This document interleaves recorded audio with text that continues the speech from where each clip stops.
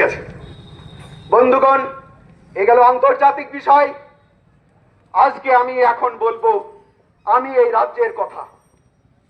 আমি অনেক দিন আগে একটা গান শুনেছিলাম, যা পেয়েছি আমি তা চাই না, যা চেয়েছি তা কেন পাই না। আজকে আমাদের এই শাসক সরকারের কাছ থেকে যেগুলো পেয়েছি, এগুলো অস্বীকার করার কোনো কথা নাই। আমরা কি পেয়েছি? আমরা স্কুলের ছাত্রদেরকে দিয়েছে সাইকেল, পেয়েছি। আমরা পেয়েছি সাইকেল, ছাত্রদের হাতে মোবাইল দিয়েছে, পেয়েছি। আমরা লক্ষ্মীর ভান্ডার পেয়েছি, আমরা ফ্রিতে রেশন পেয়েছি। আচ্ছা, আপনারা একদম বুকে হাত দিয়ে বলুন, আপনারা কি এর বিরুদ্ধে কেউ আন্দোলন করেছেন?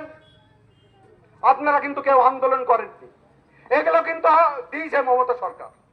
আচ্ছা, আমার প্রশ্ন, আজ পশ্চিম বাংলার যে সমস্ত বেকার যুবকরা রয়েছে, সেই যুবকরা তারা রাত দিন পড়াশোনা করে, তারা বিএ পাস করেছে, এমএ পাস করেছে, তারা ডিএড করেছে, বিএড করেছে, এমএড করেছে, তাদের চাকরির ব্যবস্থা কেন মমতা সরকার করছে না? যারা চাকরি পেয়েছে তাদেরকে আবার কেন চাকরি থেকে বরখাস্ত করা হচ্ছে? তাদেরকে আবার কেন আজকে কলকাতার বুকে ধর্ণা দিতে হচ্ছে? এই প্রশ্নকে আমরা তুলব না।